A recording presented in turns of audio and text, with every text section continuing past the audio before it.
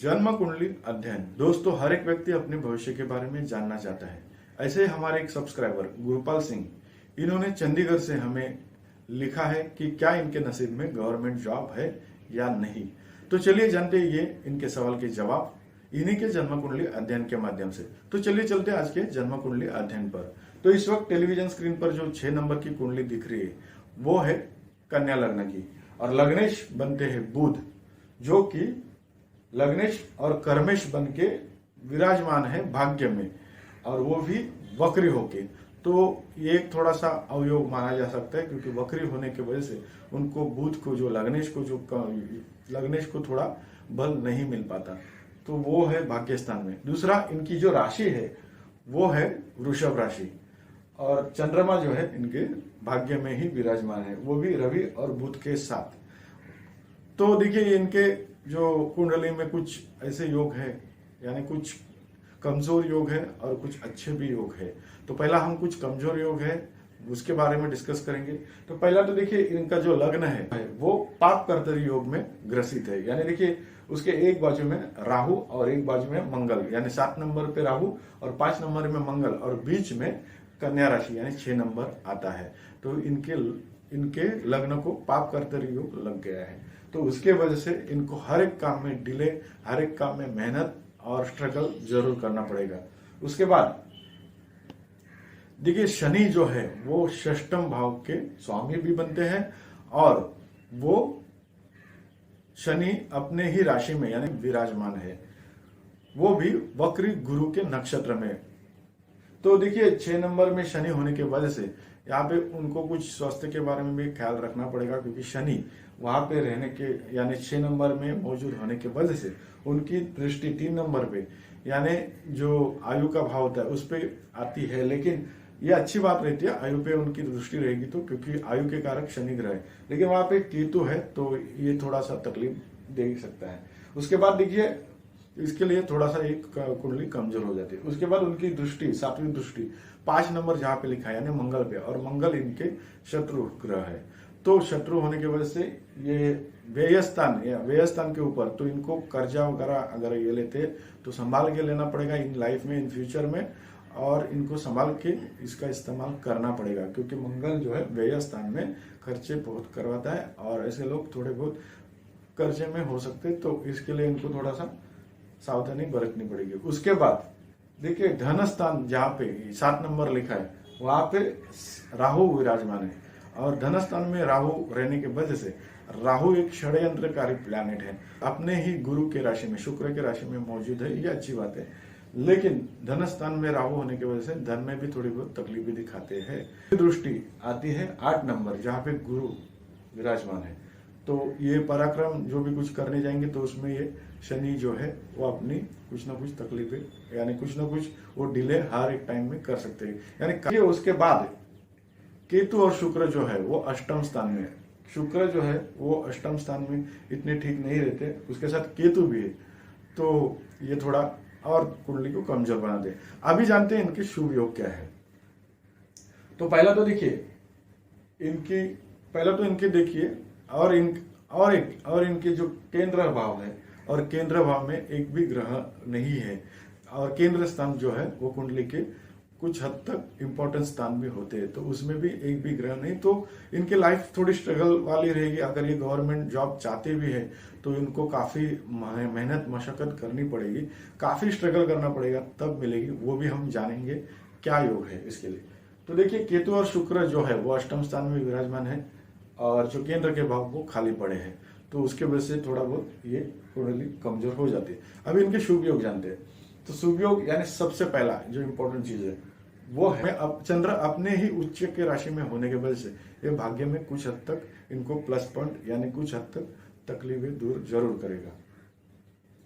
तो देखिए, इनको जो जॉब के लिए जो है वो देखिए कर्मस्थान देखा जाता है, और कर्मस्थान यानी 3 नंबर जो राशि वो होता है इस कुंडली का कर्मस्थान, और उसके स्वामी बनते हैं बुध, जो कि भाग्य में विराजमान है, और वो भी वक्री होगी। तो पहला तो इनको जॉब मिलने में तकलीफें बहुत आएगी, हालांकि वो प्राइवेट हो या गवर्नमेंट हो।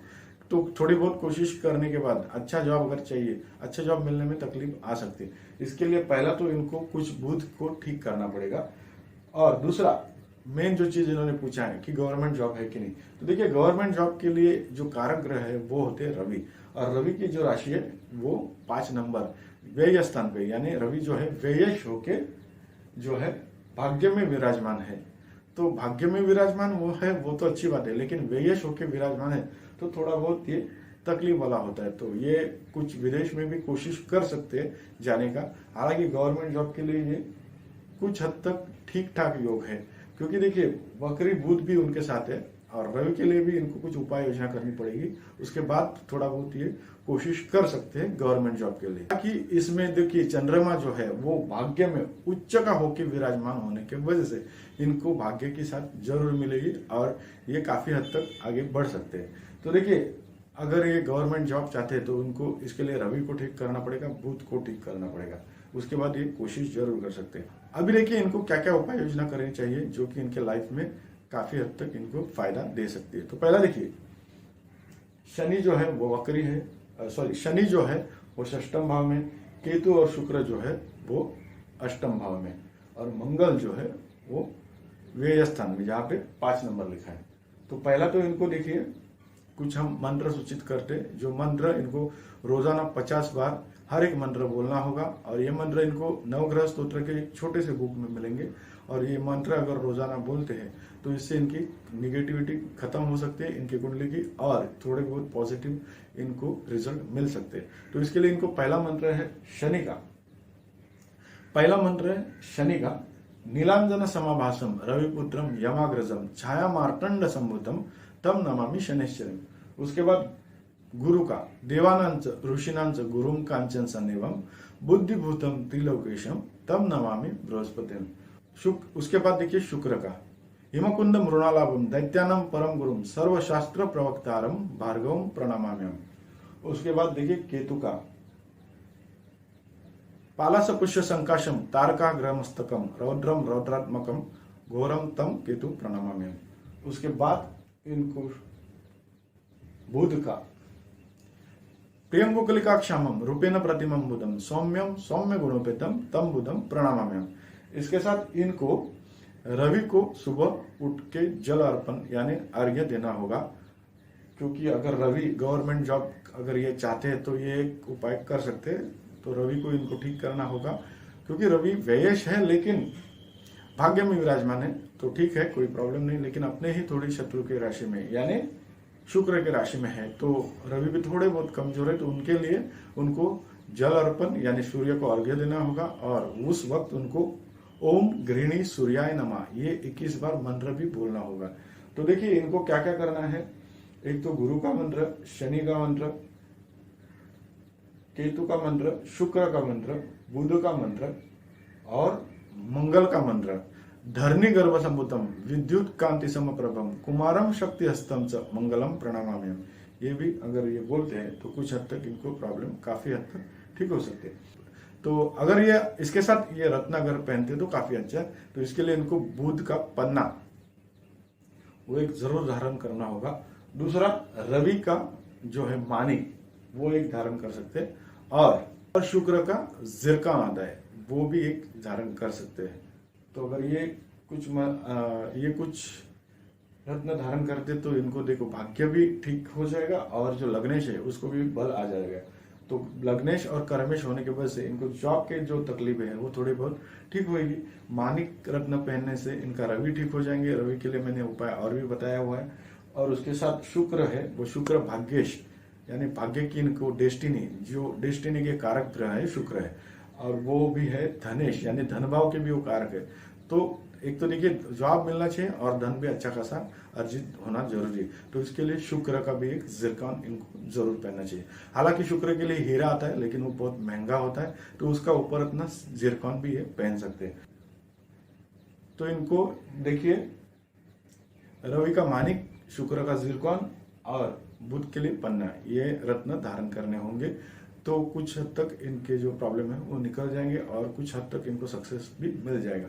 हालांकि अगर ये रत्न लेने में, हालांकि ये अगर रत्न लेने में असमर्थ है, इनको पॉसिबल नहीं हो रहा है तो ये मंत्र तब तक बोल के चालू कर सकते हैं। मंत्र तो इनको बोलना ही है, जितने लाइफ में बोलेंगे उतने अच्छे हैं। हालांकि दिन में 50 बार बोलेंगे तो काफी अच्छा है, जैसे भी टाइम निकाल के, लेकिन सुबह से लेके शाम से पहले ये मंत्र बोलने होंगे और ये हर एक मंत्र 50 बार बोलना है। अगर इनको टाइम नहीं मिलता है लाइफ में तो कम से कम ये हर एक मंत्र 25 बार जरूर बोल सकते हैं, लेकिन रोजाना इनको ये बोलना है ताकि ये मंत्र जो है वो एक बार बोलने चालू होंगे तो उनके जो पॉजिटिविटी वो अपने आप कुंडली में बढ़ती जाएगी, वो भी कुछ टाइम के बाद।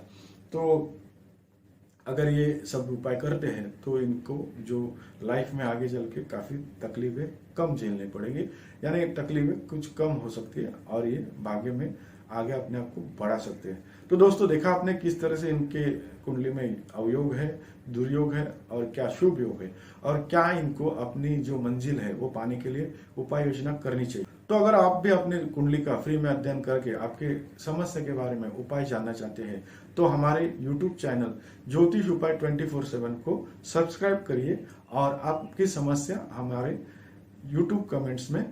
YouTube चैनल्स के कमेंट में लिख डालिए ताकि हम आपका फ्री में अध्ययन करके आपके समस्या का उपाय हम सूचित कर सकते हैं, जिससे आपका भाग्य कुछ हद तक संवर जाएगा, सुधर जाएगा। देखिए भाग्य को तो हम चेंज नहीं कर सकते, कुछ उपाय योजना करके उसको सुधार और संवार जरूर सकते हैं। तो दोस्तों अब तक के लिए इतना ही, मिलते हैं अगले वीडियो में, तब तक के लिए नमस्कार।